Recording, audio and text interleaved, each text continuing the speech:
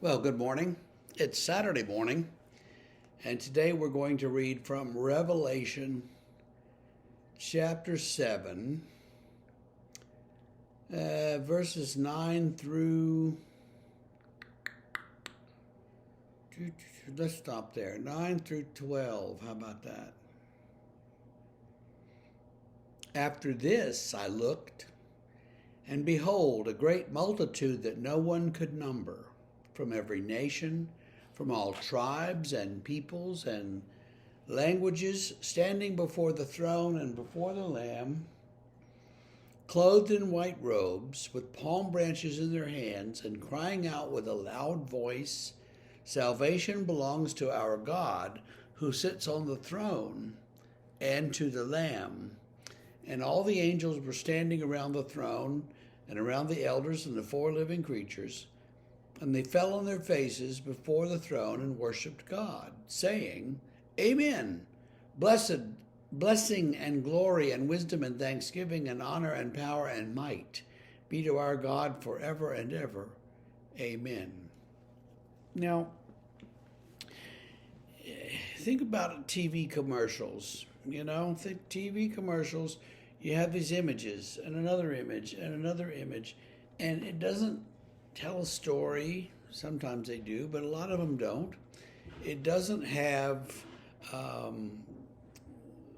linear sort of progression. What it does is gives you through images an impression.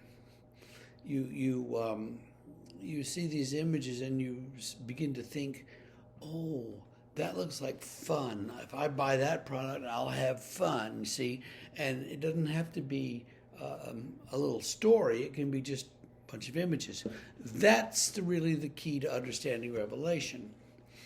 Don't read it linearly. Don't read it as this happens and then this happens and then this happened, because that's not the way it works. It's more like a bunch of images on the screen. So we had the 144,000, which I said is highly symbolic.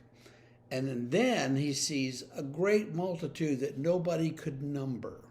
So millions of millions. That's a lot of people, a lot of people there from all tribes, from every nation, from every people, from every language.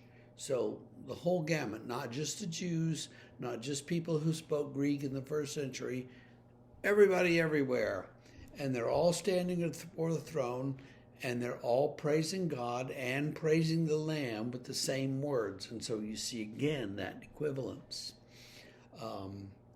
They're clothed in white, which is symbolic of purity, and they have palm branches in their hands. So where else have we seen palm branches in the Bible?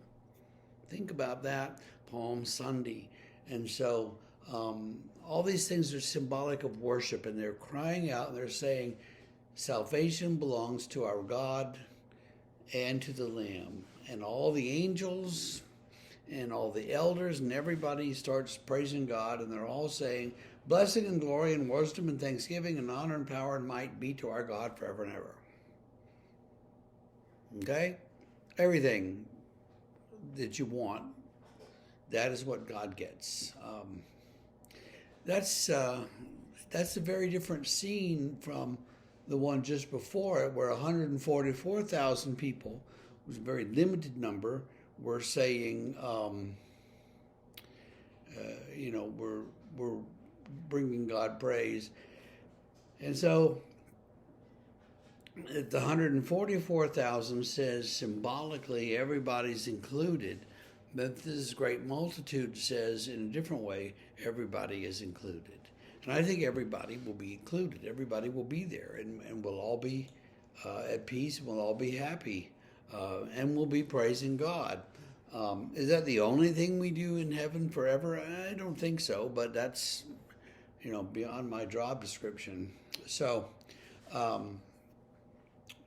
the praise is going to continue for the rest of the chapter, but we'll read that Monday. So for today, imagine singing in a huge crowd like that.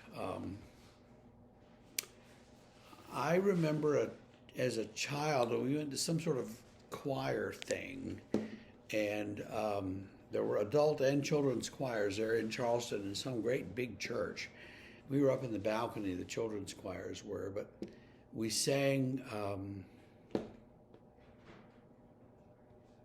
Crown Him with Many Crowns, I think it was, some hymn like that. And all these voices were singing their guts out, and it was marvelous. It was an astounding sound.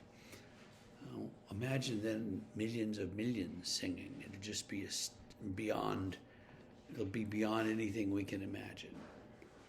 But that's our future. So have hope and have a great Saturday. See you Monday morning.